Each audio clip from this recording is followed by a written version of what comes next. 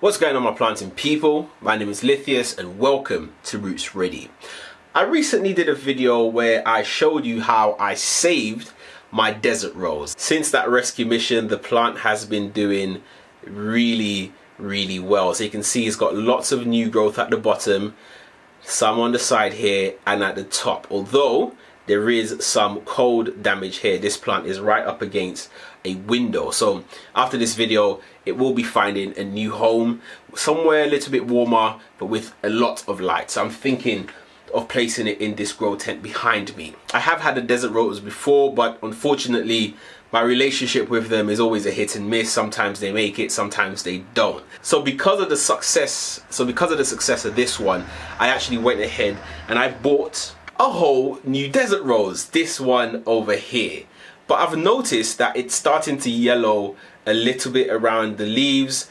The stem seems firm, although it has deflated slightly. When I first got this plant, the whole stem was plump and luscious.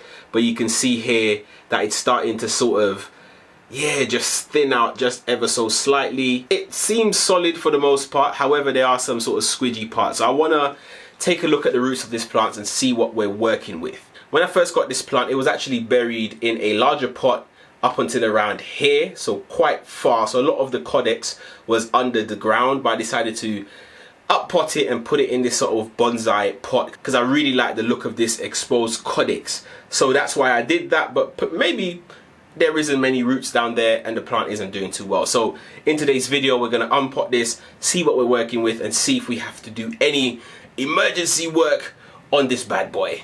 Come along for the ride. Firstly, I am going to try to get rid of all of this leca. I did add in the leca just as a bit of a top coat. Okay, so on the top of the soil, I can't see any issues.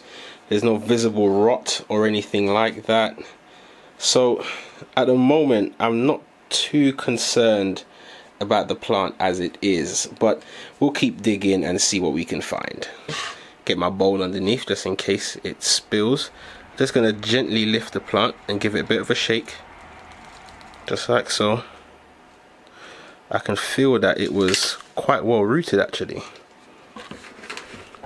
Just going to knock this soil off, just like so. I can't see anything wrong with this plant.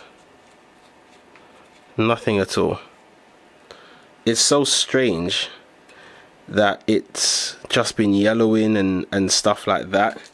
However, the plant itself is still kind of solid. I mean, this part here, this root here is kind of soft, so I'm not sure if there is some sort of rot going on the inside. It's just a bit odd. I mean, the plant was definitely rooted. I can feel when I was pulling it out that it was stuck to sort of the terracotta. So it was rooting in quite nicely, but I'm honestly not sure what was going on there.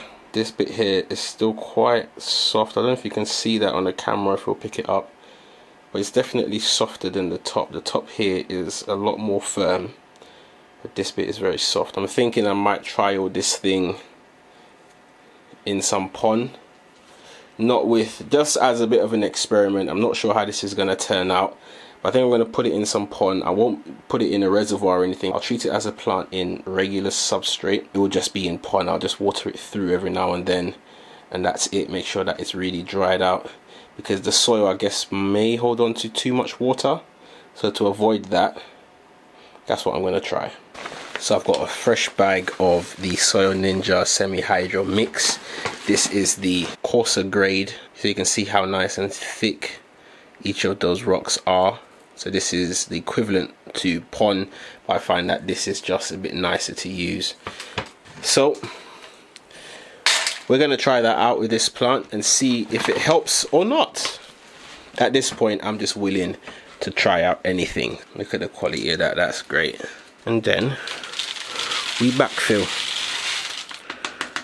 I'm hoping that this will be a bit like akadama in the bonsai collecting world, where it sort of breaks down over time and it gives the plant access to lots of oxygen and just the right amount of moisture. That's what I'm hoping that this will produce in terms of a result.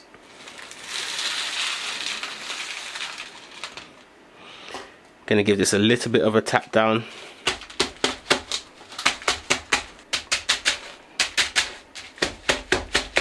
So there we have it. We have the Desert Rose Adenium potted up in a semi-hydro mix. So this is your pumice, a bit of lava rock, perlite, all of that fun aggregate, and we're going to see if that helps to maintain a healthy plant. Call it my attempt to save this plant or an experiment, whatever you like, but in the end we'll see if this is a successful way of caring for your Adenium. Thank you so much for watching, and as always, keep planting.